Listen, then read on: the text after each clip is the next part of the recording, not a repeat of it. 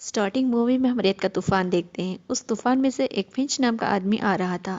UV ray से बचने के लिए एक सेट सूट पहना हुआ था। उसके हाथ में लगे मशीन से रेडिएशन चेक करता है। वहाँ का टेम्परेचर काफ़ी हाई था। वहाँ एक शॉप में चला जाता है। उसके साथ एक डच नाम का रोबोट भी था। उसको खुद ही ने बनाया था। उस शॉप में डेड बॉडीज भी थी। वहाँ से कुछ सामान लेता है, उसमें डॉग का भी होता है। उस शॉप पर मार्क करके चला जाता है। मैप में एक और जगह देखकर उसकी तरफ निकल पड़ता है। यह दिखाया जाता है सारी दुनिया बंजर बन चुकी थी। बहुत कम इंसान बच चुके थे। जैसे लग रहा था वर्ल्ड वार हुआ हो। असल में एक सोलर स्टॉर्म की वजह से हुआ था, जिसके ज़मीन पर आने वाले ओजोन लेयर पर काफ़ी छेद कर दिया गया था। इसलिए यहाँ रेडिएशन ज़्यादा हो चुका था। इस रेडिएशन को रोकने के लिए ओजोन लेयर नष्ट हो चुकी थी, जिसकी वजह से टेम्परेचर बढ़ गया है।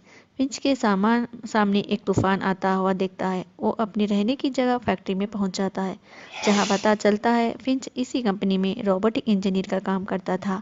वहां एक डॉग होता है, उसका नाम गुडियर था। वो इसी के साथ रहता है। लाइब्रेरी से उन किताबों को रोबोट से स्कैन करवाता है। इन किताबों में डॉग और सर्वाइवल लाइफ के रिलेटेड भी थी। एक नए रोबोट को अपलोड कर रहा था। उस रोबोट को ह्यूमन फीलिंग देना चाहता था। उसकी तबीयत खराब रहने से उस डॉग का ख्याल रख सके। स्पीच सॉफ्टवेयर भी डालता है। कुछ नियम भी बताता है, इंसानों को कभी भी नुकसान ना पहुंचाना। तभी करंट चले जाने से एक विंड मिल पर चला जाता है। उससे करंट कनेक्ट करता है। वहाँ एक तूफान आता हुआ देखता है। अपने रोबोट को वेदर सिस्टम से कनेक्ट करता है। यहाँ पता चलता है वो तूफान 24 घंटों में यहाँ तक पहुँच जाएगा और 40 दिन तक रहेगा। वो परेशान था। इतने दिनों का खाना पीना उसके पास नहीं था। मैप में सेफ लोकेशन ढूंढता है। सैन फ्रांसिस्को जाने का फैसला करता है। उसकी तबीयत खराब होने लगती है। रोबोट को डेटा ट्रांसफ़र की स्पीड बढ़ा देता है। रोबोट वार्निंग भी देता है, वो 72% की ट्रांसफ़र कर सकेगा। फिंच कहता है हमारे पास टाइम कम है। उस रोबोट को चलना दौड़ना सिखाता है। फिंच जाने की तैयारी करता है। फिंच को डच को नजर आ नहीं रहा था, चीजों से टकरा रहा था। उसे सीसी फुटेज के कैमरे लगा देता है। यहाँ से चारों निकलने लगते हैं। रास्ते में जा रहे थे। फिंच बताता है पहले यहाँ काफ़ी हरियाली थी। पोस्ट कार्ड के बारे में पूछता है। फिंच बताता है एक दूसरे से बात करने के लिए। ये मेरे अंकल ने भेजा था।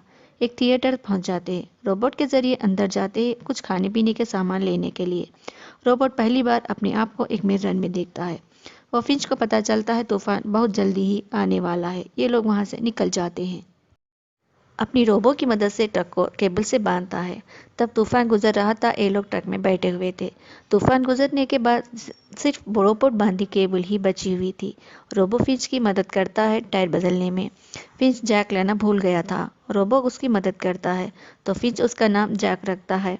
उसे पसंद नहीं आता। रोबो अपना नाम जेफ रख लेता है। फिंच हाथ मिलाकर उसे इस दुनिया में आने के लिए वेलकम करता है। जेफ गुडियर से दोस्ती करना चाहता था। गुडियर उसे पसंद नहीं करता था। फिंच जेफ को गुडियर का दिल जीतने को कहता है। जब ट्रक फिंच चला रहा था, उसकी तबीयत खराब होती है। उसके मुंह से खून निकलने लगता है। वहाँ किसी कैफे में जाता है। गुडियर की आवाज़ आ रही थी। जेफ उसे बाहर की तरफ खींच रहा था। फिंच मना करता है और गुडियर को अपने साथ ले जाता है। जेफ ट्रक चलाने की कोशिश करता है और उसे क्रश कर देता है। या फिंच जेफ को बताता है ये रेडिएशन खुद और गुडियर को कितना डेंजर साबित हो सकता है। फिंच समझाता है मैं ज़्यादा दिन तक जिंदा नहीं रह पाऊंगा। तुम्हें ही गुडियर का ख्याल रखना होगा। जेफ उदास बैठा हुआ था। उसे खुश रखने के लिए ड्राइविंग सिखाता है। रात के वक्त ये लोग रेस्ट ले रहे थे। जेफ पूछता है हमें रात के वक्त रेडिएशन का खतरा नहीं तो हम रात को क्यों ना चलाएं। फिंच बताता है बाकी बचे लोगों से खतरा है, जो रात को घर से बाहर निकल सकते हैं। उनकी ट्रक भी छीन सकते हैं। सुबह होने तक फिंच की हालत बहुत बिगड़ जाती है। उसे तेज बुखार भी थी। जेफ समझ जाता है और ट्रक को हॉस्पिटल की तरफ ले जाता है। जेफ डच के साथ मेडिसिन ढूंढने लगता है। तभी फिंच को होश आता है। वो अपने आप को हॉस्पिटल के बाहर देखकर घबरा जाता है और उसे कुछ शक होने भी लगता है। अपना यूवी सूट पहनकर अंदर जाता है। हॉस्पिटल में डच एक ट्रैप में फंसकर नष्ट हो चुका था। उसे देखकर फिंच दुखी होता है। जेफ को ढूंढने लगता है और उसे गुस्सा भी करता है। जेफ की वजह से डच मारा गया। ये लोग वहां से निकल जाते हैं। फिंच ट्रक चला रहा था। आगे जाने पर उसे एक कार की लाइट जलती हुई नजर आती है। फिंच समझ जाता है किसी ने उसे देख लिया हो। थोड़ी दूर जाने के बाद जेफ को ड्राइव करने को कहता है। खुद एक गन लेकर बैठ जाता है। शाम के वक्त देखता है कि वो कार उसका पीछा कर रही है। कुछ दूरी पर अंडरपास दिखता है। जेफ मना करने पर भी फिंच चला जाता है, जिससे उनकी ट्रक फंस जाती है। फिंच से अपनी गलती का एहसास होता है। फिर से वो कार नजर आती है। बाद में जेफ उस ट्रक को अंडरपास में ढकेल देता है। कार आगे बढ़ जाती है। फिंच जेफ को बता रहा था कुछ साल पहले वो खाने पीने का सामान कलेक्ट कर रहा था। वहाँ एक लेडी और उसकी बच्ची दिखी थी। उनके पास खाने का सारा सामान था। तभी एक आदमी आया, उस सामान के लिए उन दोनों को मार दिया। उसी लड़की के बैग में मुझे गुडियर मिला। जेफ समझ जाता है गुडियर फिंच के लिए क्या मायने रखता है। अगली सुबह जेफ एक लेटर देखता है जो पोस्ट कार्ड फिंच के अंकल ने नहीं उसके फादर ने भेजा था। जेफ वहाँ एक बटरफ्लाई देखता है। फिंच को बताता है यहाँ कोई रेडिएशन नहीं है। फिंच कुछ होकर एक वाइट सूट पहनकर पिकनिक मनाता है। धूप में बैठकर अच्छा फील कर रहा था और जेफ को गुडियर के साथ खेलना भी सिखाता है। फिर से फिंच की तबीयत बिगड़ जाती है। फिंच जेफ को अलविदा कहता है। जेफ फिंच को ट्रक में लिटा देता है। गुडियर उसी के साथ बैठा हुआ था। जेफ बाहर बैठा हुआ था। गुडियर की रोने की आवाज़ सुनाई देती है। जेफ सारी फॉर्मेलिटीज पूरे करता है और गुडियर के साथ सैन फ्रांसिस्को ब्रिज की तरफ पहुंच जाता है, जहां रेडिएशन नहीं होता। जेफ फिंच के नाम का मेमोरियल बनाता है।